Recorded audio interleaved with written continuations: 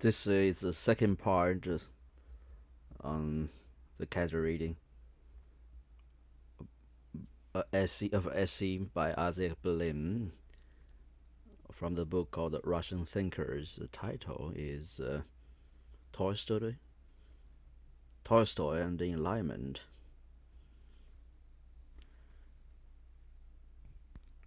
This is a program that is making possible the free self-development of all human faculties rests on one vast assumption that there exists at least one path of development on which these faculties will neither conflict with each other nor develop disproportionately, a sure path to complete harmony in which everything fades and as a peace, with a corollary that the knowledge of man's nature gained from observation or introspection or moral intuition, or from the study of the lives and writing the best, wisest men of all ages, can show us this path. This is not a place for considering how far the doctrine is compatible with ancient religious teachings or modern psychology. The point I wish to stress is that it is, above all, a program of action, a declaration of war against current social values, against the tyranny of states, societies, churches, against brutality, injustice, stupidity, hypocrisy, wickedness, above all, against vanity and moral blindness. A man who has fought a good fight in this war will thereby expiate the sin of having been a hedonist and exploiter, and the son and the beneficiary of robbers and oppressors. This is what Tolstoy believed, preached, and practiced. His conversion altered his view of what was good and what was evil, did not weaken his faith in the need for action. His belief in the principles themselves never wavered. The enemy entered by another door. Tolstoy's sense of reality was too inexorable to keep it out, tormenting doubts about how these principles, no matter how true themselves, should be applied. Even though I believe some things to be beautiful or good, and others to be ugly and evil, what right have I to bring up others in light of my convictions, when I know that I can't help liking Chopin and Maupassant, while these far better men, peasants or children, do not? Have I, who stand at the end of a long period of elaboration, of generations of civilized, unnatural living, have I the right to touch their souls? To seek to influence someone is to engage in a morally suspect enterprise. This is obvious in the case of the crude manipulation of one man by another, but in principle it holds equally of education. All educators seek to shape the minds and lives of the educated towards a given goal or resemble a given model.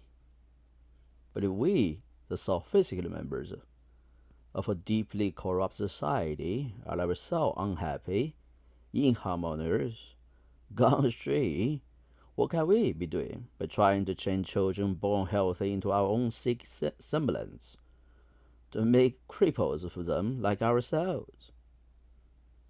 Well, what we have become. We can't help our love for Pushkin's words, for Chopin's music. We discover that children and peasants find them unintelligible or tedious. What do? We persist, we educate them, until they too appear to enjoy these works or at least see why we enjoy them. What have we done? We found the works of Mozart and Chopin beautiful, only because Mozart and Chopin were themselves children of our decadent culture, and the further words speak to our diseased minds.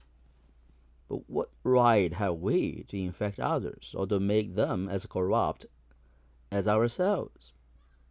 We can see the blemishes of other systems. We see all too clearly how the human personality is destroyed by Protestant insistence on obedience, by Catholic stress on emulation, by the appeal to self-interest and the importance of social position or rank on which Russian education, according to Tolstoy, is based.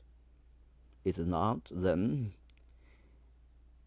either monstrous arrogance or the perverse inconsistency to behave as if our own favorite system for education, something recommended by Pestology or the Lancaster method, systems which merely reflect their inventors' civilized and consequently perverted personalities, unnecessarily superior or less destructive than what we condemn so readily and justly in the superficial French or the stupid and pompous Germans?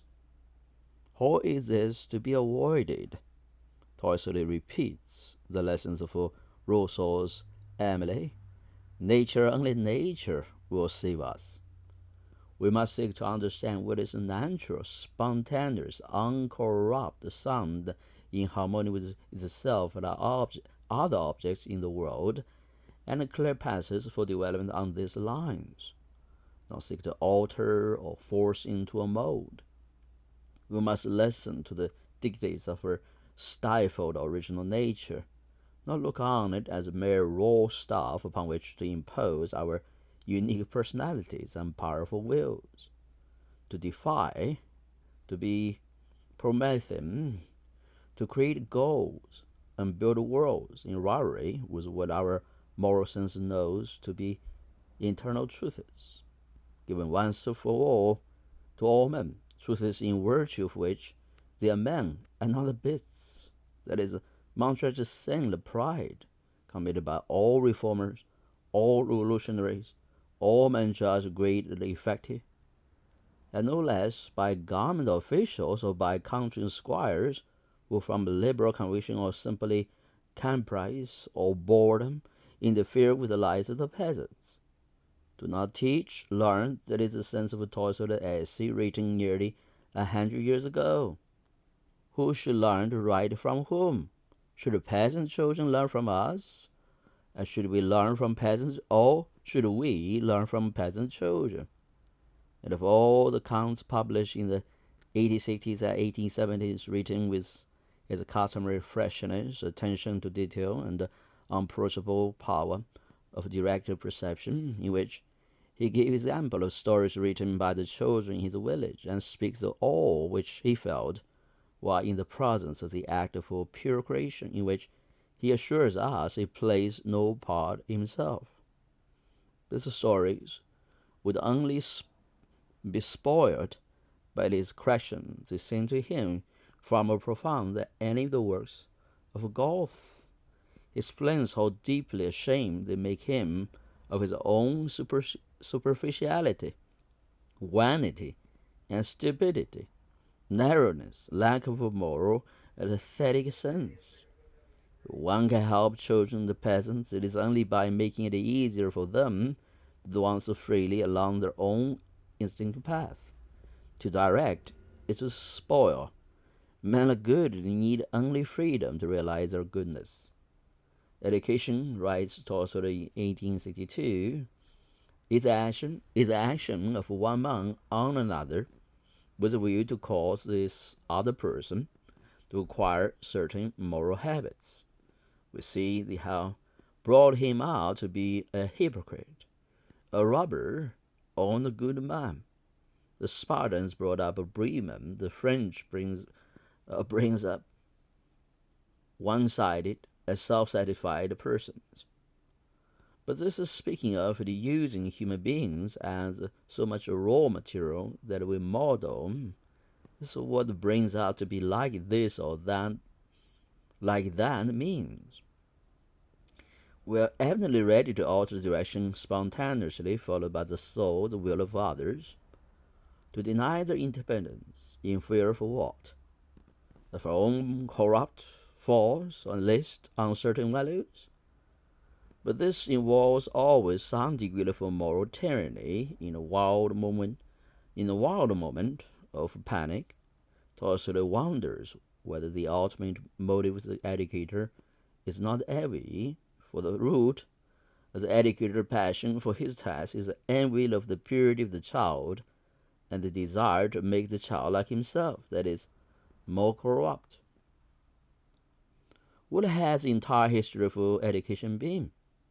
All philosophers' education, from Plato to Kant, sought one goal: to free education from the oppression, the change of the historical past.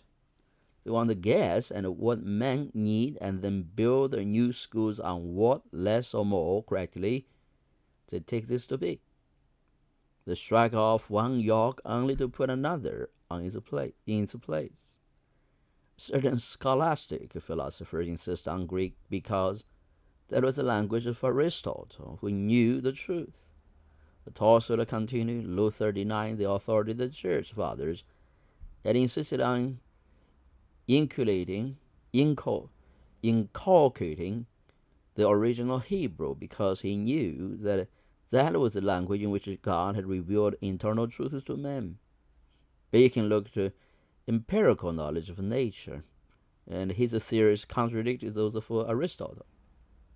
Rousseau proclaimed the faith in life as he conceived it, and not in theories.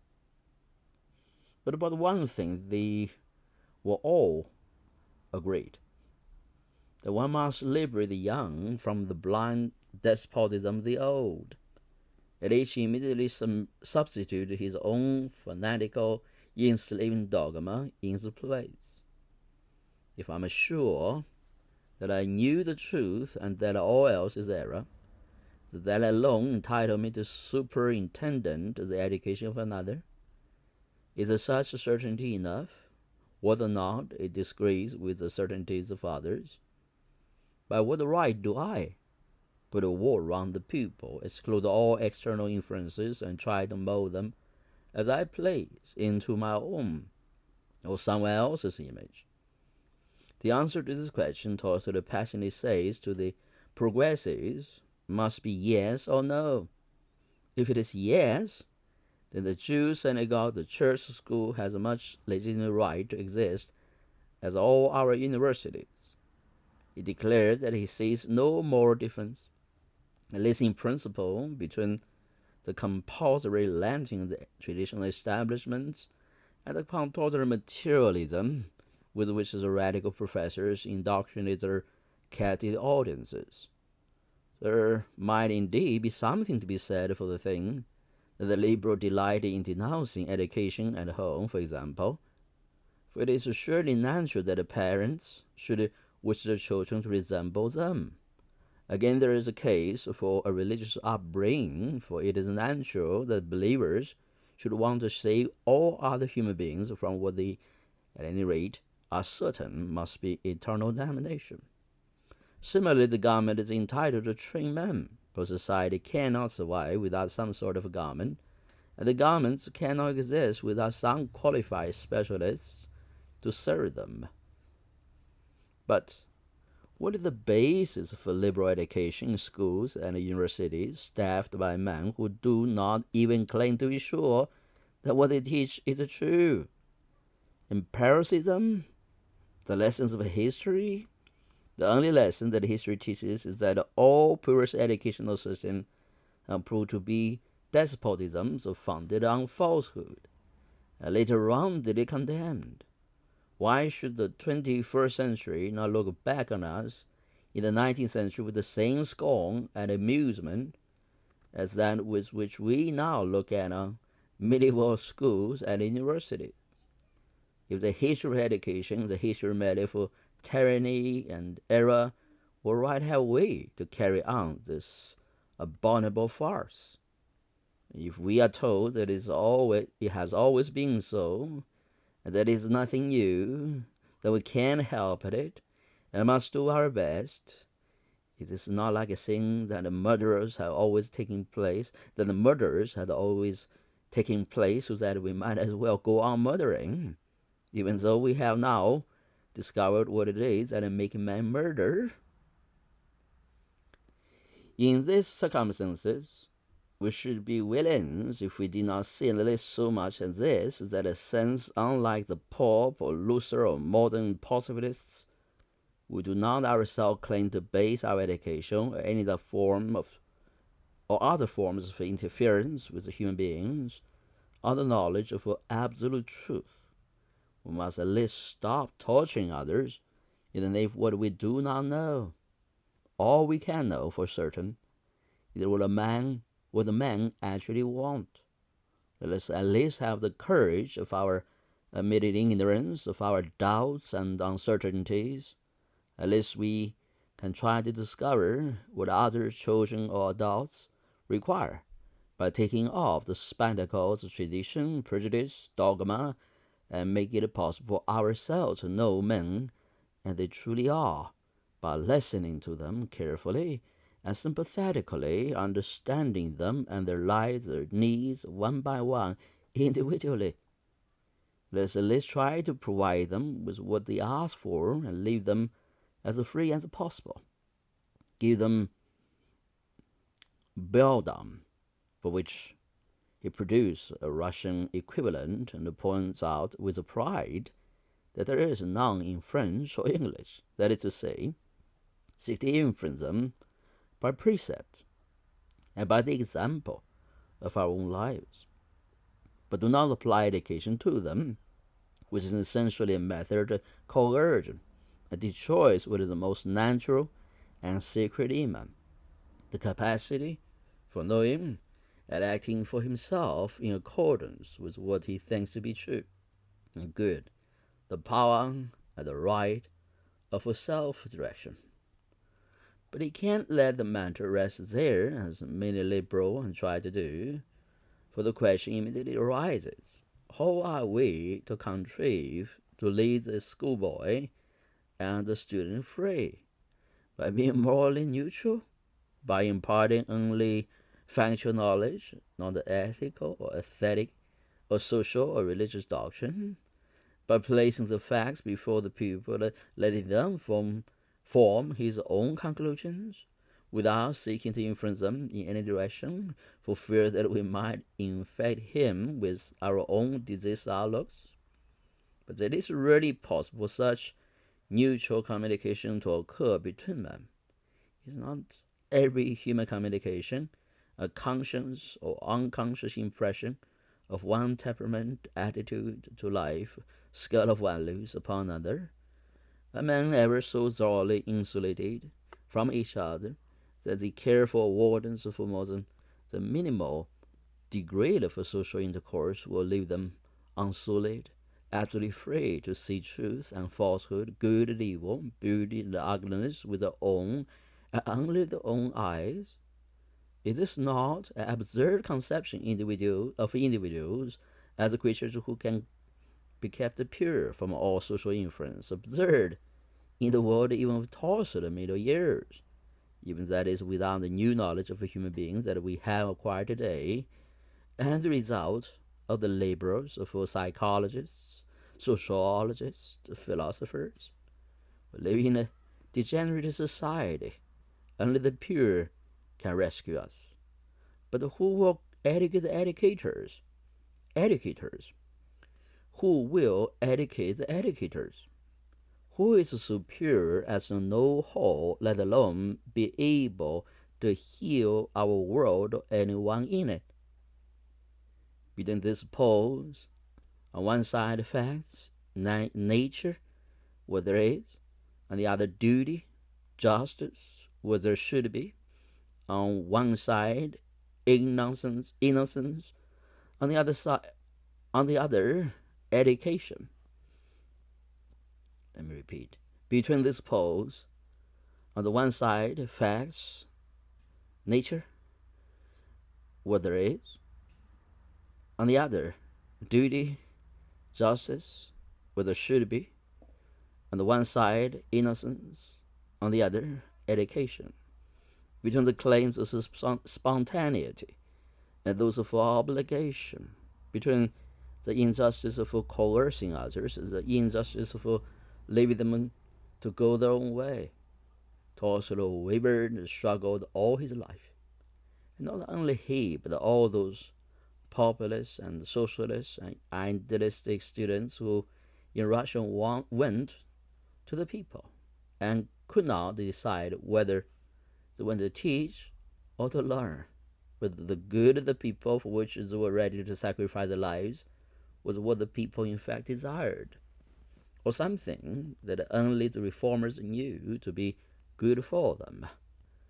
What the people should desire would desire if only they were as educated, wise, and their champions. But in fact, its own benighted state often spawned and often spurred and widely resisted.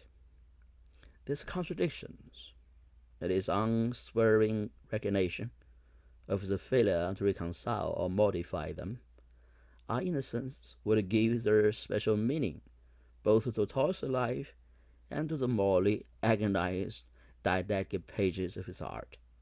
He furiously rejected the compromised alibis of his liberal contemporaries as mere feebleness and invasion. Yet he believed that the final solution to the problems of how to apply the principles of Christ must exist, even though neither he nor anyone else had wholly discovered it.